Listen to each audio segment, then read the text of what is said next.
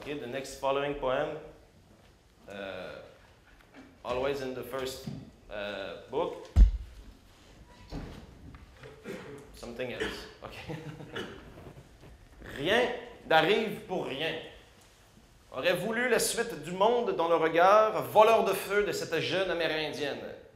Aurait embrassé ce sourire que l'on croise sur la rue entre rêve et quête.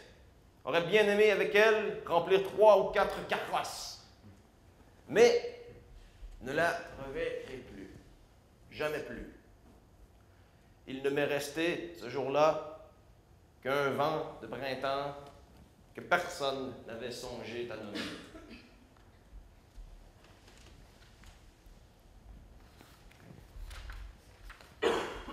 The next one, as for a title, a little bit like to play harmonica until you bleed from your nose. I'm not the translator, right? La plupart ne sommes pas d'ici. Me souviens, ailleurs, dans les banlieues du Québec, les terrains scalpés au mètre carré, trophées durement acquis par la sueur des fronts qui perlent entre deux breaks à l'usine, les entrées de cours bourrées de fourmis qu'on asphalte avec du pétrole, qu'on nettoie inutilement avec l'arrosoir au mois de juillet, les plates-bandes peuplées de fleurs au nom compliqué, les arbres qu'on coupe parce qu'ils font de l'ombre.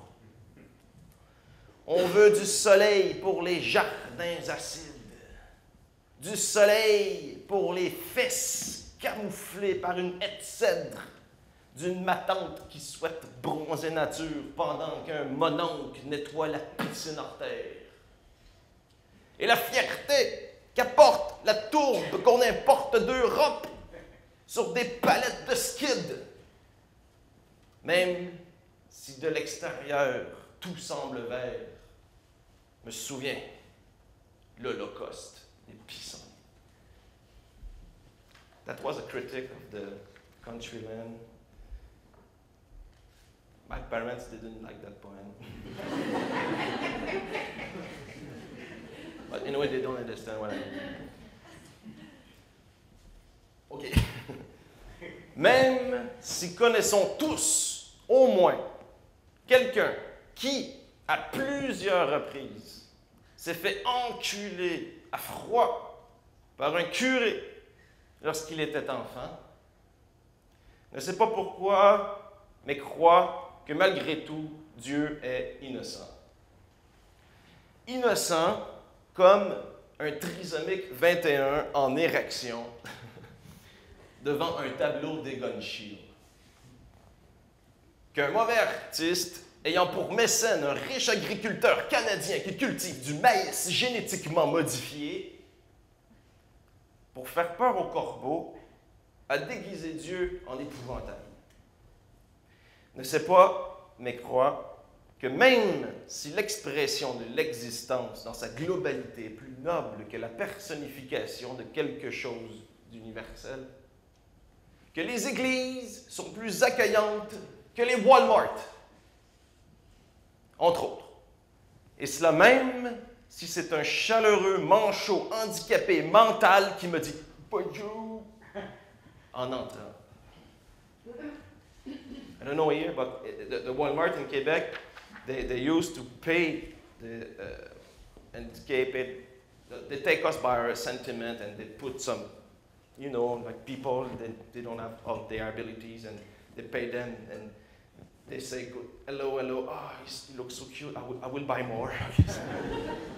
And they do this. OK. La nature, autrement, d'exil en exil, restez ici encore un peu. Malgré la caresse insoutenable des maringouins, faire l'amour à une vierge dans l'herbe à puce, crier « Tcha !» au plus con des jouals, boire les semaines jusqu'à les vomir dans une rivière orpheline, tirer une leçon des choses palpables, laisser la marguerite, celle qui pousse dans une fente de trottoir à la mi-décembre, être un temps. OK, second book. calme rare, souvenir ailleurs, du napalm me plein l'œil, which could be translated like calm down, let's get together with napalm full in our eye. OK. Tous les détours, all the detours.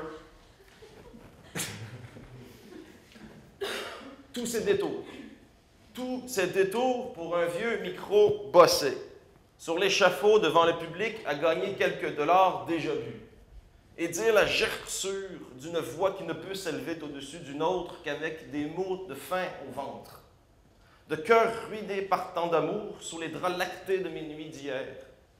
Discours de poésie jusqu'à bout de souffle en répétant les hosties de même simagrées, la même calice de musique et cette même sacrament de souffrance différente tout le temps, semblable aux autres. Celle qui répète le vide, dans le creux de la gorge, dans le creux du peuple, et j'ajouterais dans le creux des reins. La moisissure plein la langue, jusqu'à recevoir des fleurs, sans pétales, pour clamer l'impuissance face à l'anéantissement d'une mémoire. Mais l'anéantissement d'une mémoire, ça ne fait pourtant pas très poétique de nos jours, et comprendre par-dessus tout le poème. Le poète est sans foule parce qu'il côtoie une foule sans poésie.